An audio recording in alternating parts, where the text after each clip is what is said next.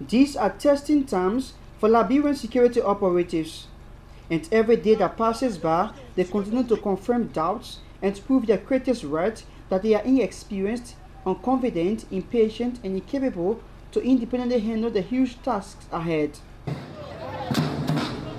The police have gone through a series of rigorous internationally accepted security trainings, but they continue to disappoint.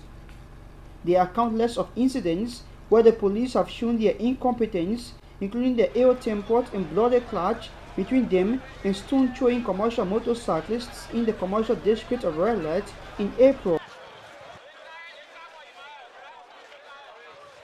The incident, which witnessed injuries to several motorcyclists and police officers and the looting of several businesses, was staged by the motorcyclists in retaliation for the death of their colleague Alfred Tammy.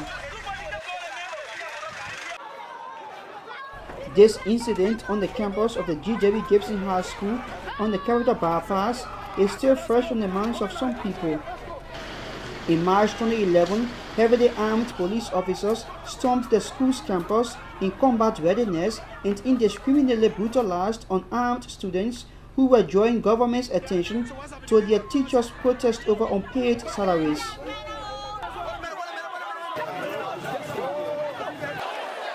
On November 7th of that same year, there was another bloody scene involving the police.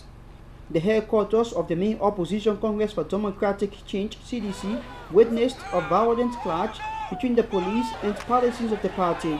At least one person was confirmed dead, but the CDC accused the police of killing 3 of its partisans during the bloody clash which came on the eve of Liberia's runoff presidential election. Mark Amblad, who headed the police at the time and had already taken responsibility for the incident, was dismissed by President Sirleaf. A year before that, angry residents in the capital bypass community protested against the alleged killing of one of their colleagues, Preston Davis, by a senior police officer, Amos Tutu, by burning him to death, an incident that witnessed a further nosedive in the relationship between the police and citizens. Since the inception of the Sirleaf-led government in 2006, leading human rights organizations, including Human Rights Watch, Transparency International, and the U.S. State Department, have all released a series of damning reports on the police and other state security operatives, highlighting major human rights abuses and corruption.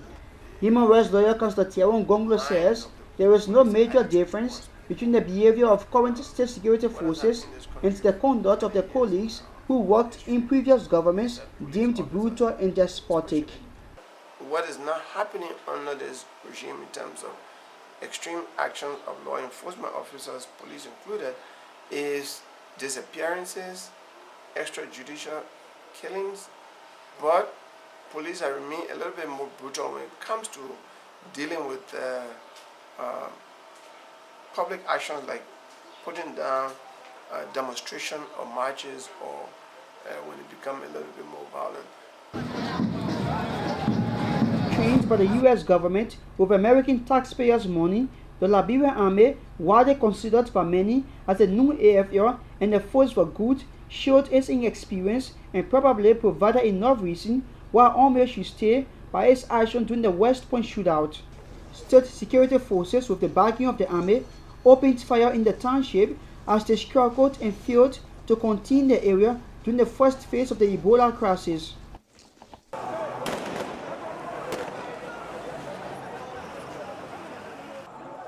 Shaki Kamara, a 16-year-old boy, died from the severe bullet wounds he sustained during the incident.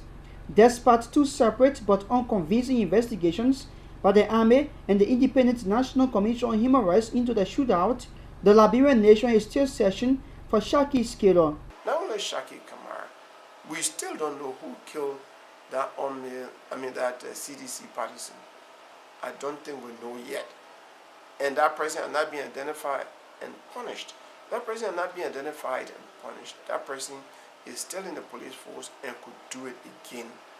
We do not know exactly the person who killed Shaki Kamara.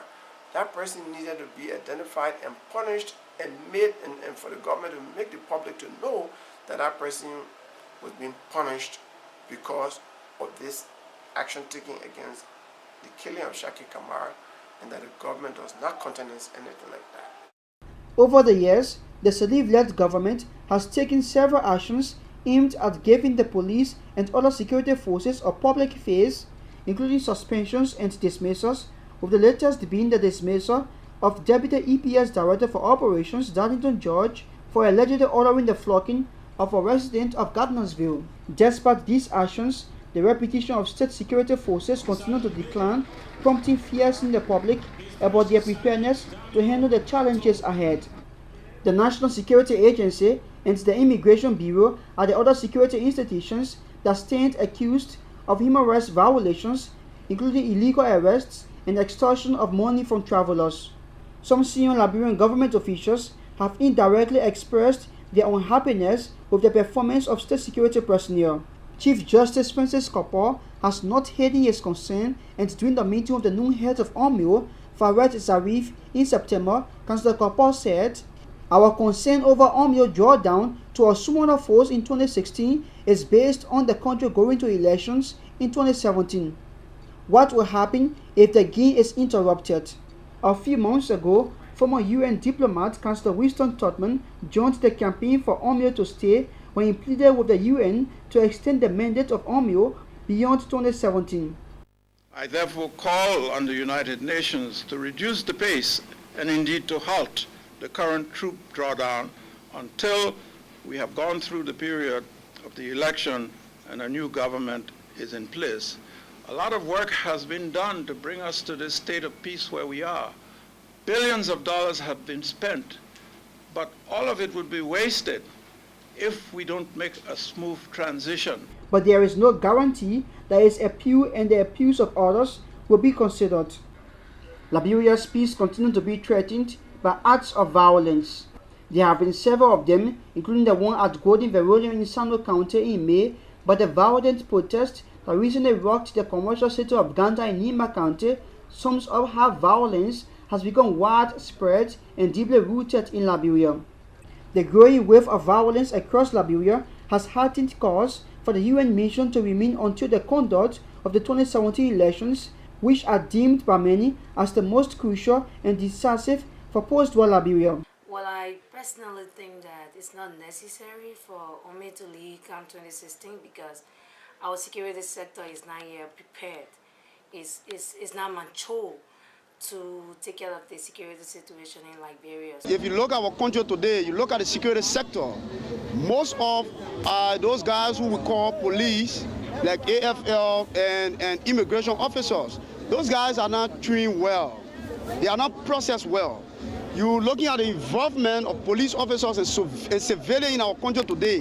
Liberia is a bleeding ground of violence. I'd like to appeal to the United Nations that Liberia is at risk.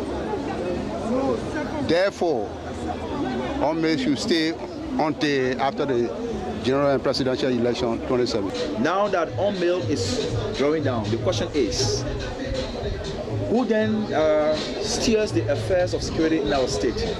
One would say the police and the army, of course.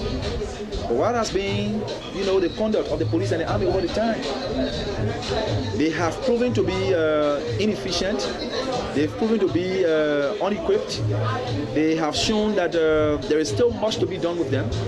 And I think entrusting them with the state now is a kind of a huge... But the UN Security Council has repeatedly indicated its desire for OMIO to leave in 2016.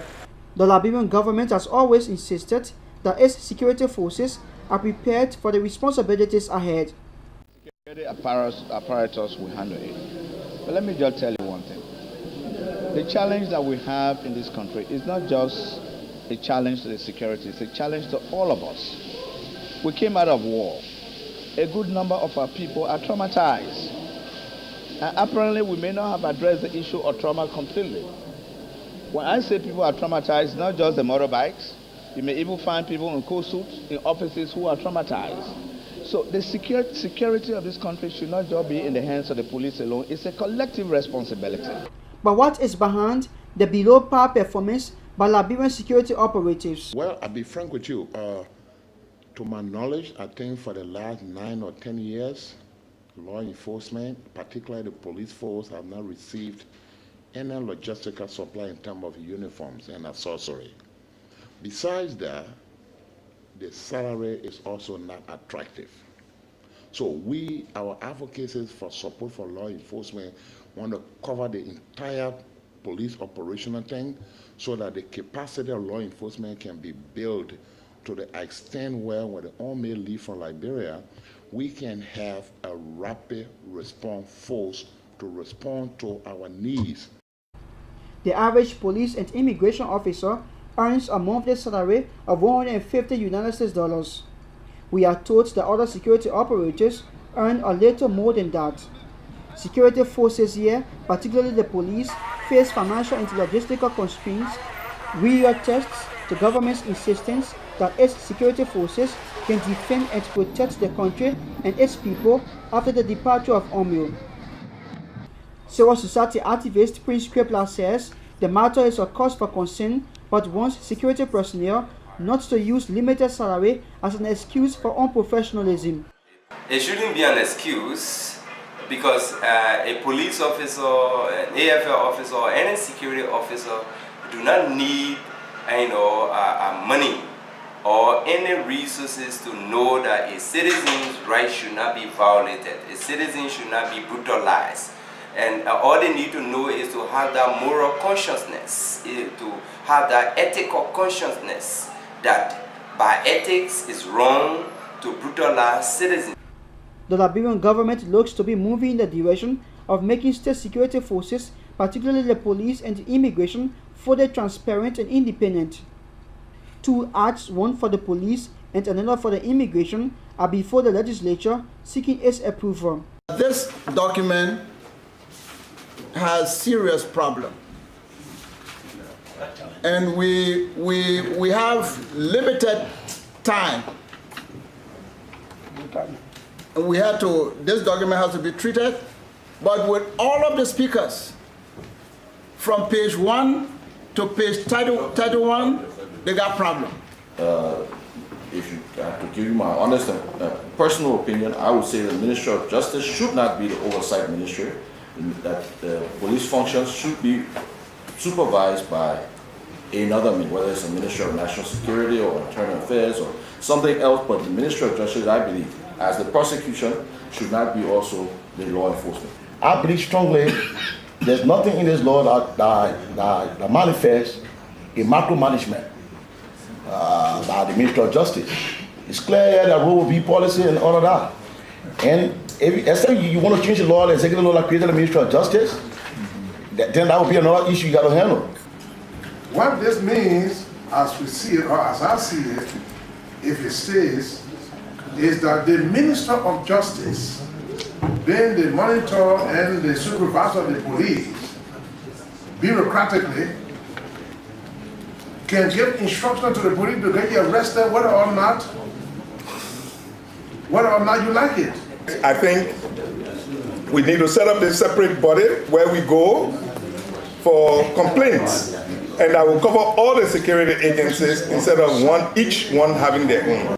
The president and CEO of the Security Expert Guard Agency of Liberia, SEGA, Momo Saros, has an alternative to address the numerous problems facing state security officers. He is opting for a partnership between government and private security firms. We feel that right now the strength of the private security is outnumbered national security. Henceforth, we think that we need to cooperate and collaborate in partnership with national government in order to maintain the peace. I've said, but recent statistics, there is 4 private security and 1 national security. And so, looking at that number, it suggests that it's a must that national security come and sit on the table with us to be able to work around how we maintain the peace. It remains to be seen whether government will give credence to a suggestion.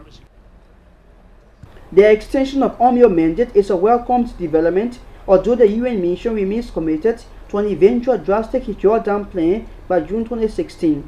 This action has to be cautiously undertaken in order not to hold back the gains already made in the security sector. While it remains true that Omeo will not remain in Liberia forever, The real challenges in Liberia are overwhelming, especially as the country approaches the 2017 presidential election. The root causes of the Liberian civil conflict are still glaring: acute poverty, inequality, high unemployment, injustice, impunity, gaps in the rule of law, and a lack of opportunities. These concerns must be urgently addressed in order to safeguard the long-term security interests of Liberia. Anthony Stevens, Power News, Monrovia.